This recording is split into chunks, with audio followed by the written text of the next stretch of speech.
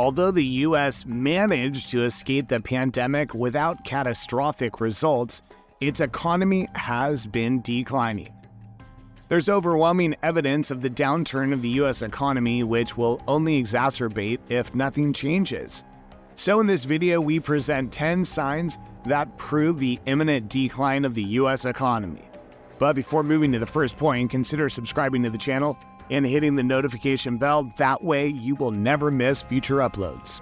Number 1, the slowing of the GDP growth rate.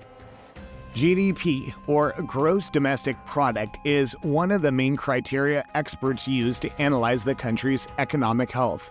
According to Reuters, after years of puzzling over the sluggish U.S. rebound from the 2007-2009 recession, John Williams, the current New York Fed president, who was head of the San Francisco Fed at the time, stated that typical U.S. economic growth of 2.5% or more annually was not possible anymore on a sustained basis due to poor productivity and population aging. Policymakers cut their median long-term GDP growth outlook to 1.8%, continuing a roughly decade-long slide. The following chart vividly shows the following of the U.S. economic growth from 3.4% in the 90s to 2.3% in the last 2 decades. Number 2, income stagnation. Well, if GDP growth is a macroeconomic measure that may be hard to understand, an average worker's income is crystal clear. Even according to 2014 studies based on Census Bureau reports, the average man holding a full-time job who falls within the statistical middle of the population earned $50,383 in 2013. It's worth noting that in 1973, the typical man with a full-time job earned $53,294 in 2014 dollars after adjusting for inflation. Recent picture is also gloomy as real average hourly earnings fell 1.8% seasonally adjusted year-on-year in January 2023. After considering inflation, it's worth noting that the current federal minimum wage in the United States for 2023 is nearly 40% less than the minimum wage in 1970. In 1970, the real dollar minimum wage was just $1.60. But when adjusted for inflation as of 2023, that amount increases to $12.04. This substantially contrasts with today's federal minimum wage of $7.25. Number 3, consumer spending. One of the things that was really driving the U.S. economy through hard times was consumer spending. Households realizing that spending money helps the economy have been actively consuming usual products despite higher prices. However, recent trends of slowing consumer spending send worrying messages to the overall economy. In May, consumer spending in the United States decreased due to households reducing their purchases, possibly due to higher borrowing expenses. This suggests that the economy may have slowed down in the second quarter.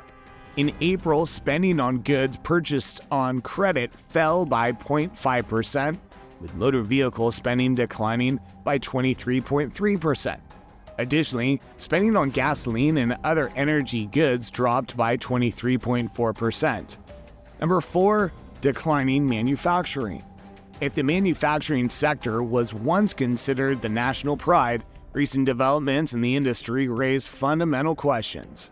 The manufacturing industry in the U.S. experienced a significant decline in March, hitting its lowest level in almost 3 years. This was due to a drastic drop in new orders, and analysts predict that the situation could worsen due to stricter credit conditions. While some economists fear that a recession is imminent, others believe that the performance of the services sector, PMI indicates a growing economy, will play a crucial role. Although manufacturing has been a significant source of employment growth for many years, it has experienced a decline in employment over the last 4 decades due to the shift toward service-providing industries in the U.S. economy. In June 1979, manufacturing employment reached its highest point at 19.6 million. However, by June 2019, the number of employees had decreased to 12.8 million, a decline of 6.7 million or 35% from the peak. Number 5. Scorching inflation. Inflation during the last 3 years has been one of the primary reasons for the U.S. economic downturn. This chart shows how inflation has been steadily increasing, reaching its peak in June 2022 at 9.1%. Although the trend of cooling is observed is far from the Fed's desired 2%. In July 2023, the Consumer Price Index showed a 3.2% increase from July 2022, indicating monthly inflation for U.S. goods and services. According to the Bankrate's article, it is vital for consumers to note that while inflation is expected to decrease, it does not necessarily mean all prices will fall, which is known as deflation. Additionally, even when inflation returns to 2%, may still be higher than they would have been if the pandemic had not happened. Number 6. Trade deficit. In 2022, the United States had a trade deficit of approximately $945 billion US dollars.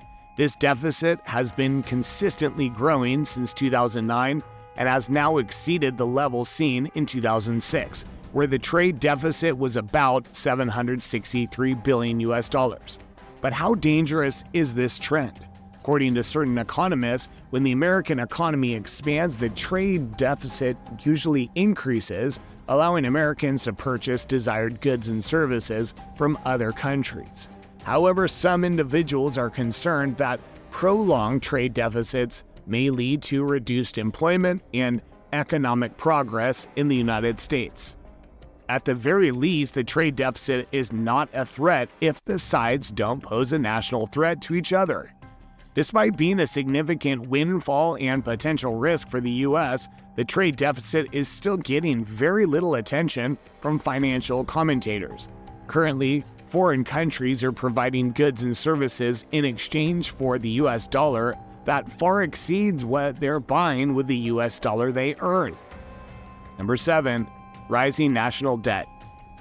The U.S. national debt is at its peak, well over $30 trillion US dollars.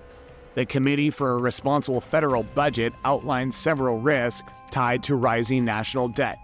Deficit spending threatens economic vitality, leading to inflation and slower growth.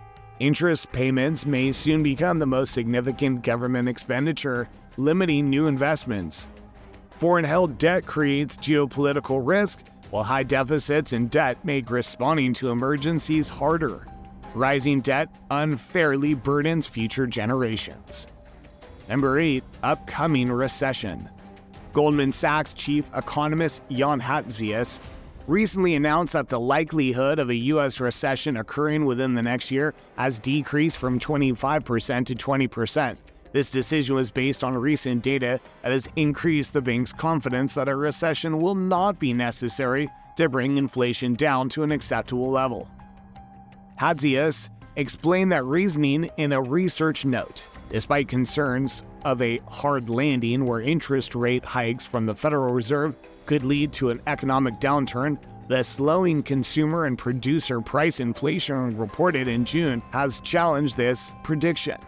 As a result, it's likely that a more cautious monetary policy will be implemented in the future. Despite somewhat positive news, the chances of economic recession remain very high.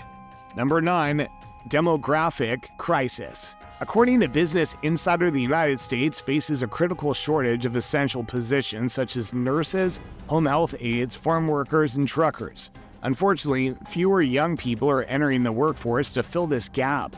Birth rates in the U.S. have declined by almost 20% since 2007, and the fertility rate has been below the replacement level for decades. This trend could lead to a shrinking population, similar to what China has experienced. The problem at hand is not solely limited to a decreasing population, but also an aging one. This poses a challenge as fewer individuals are contributing to Social Security, which is responsible for supporting a rising number of retired individuals. Moreover, the workforce in crucial sectors such as healthcare and agriculture is also diminishing, damaging the American economy. Number 10. Shrinking infrastructure workforce. It's been more than a year since the Infrastructure Investment and Jobs Act was passed, providing an exceptional $864 billion US dollars in federal funding to improve the nation's transportation, water, energy, and broadband system. Additionally, the Inflation Reduction Act and CHIPS Science Act have allocated hundreds of billions of dollars for climate and industrial investments. According to optimistic estimates, the funding could create up to 50 million new jobs over the next decade. One issue with the current rush for additional workforce is that many government officials fail to address a crucial problem: the shortage of skilled workers to maintain and develop infrastructure. Difficult to retain current workers, let alone recruit new ones to carry out essential tasks. Thank you for watching. If you enjoyed the video, don't forget to hit the like button and share your thoughts on the subject in the comment section below.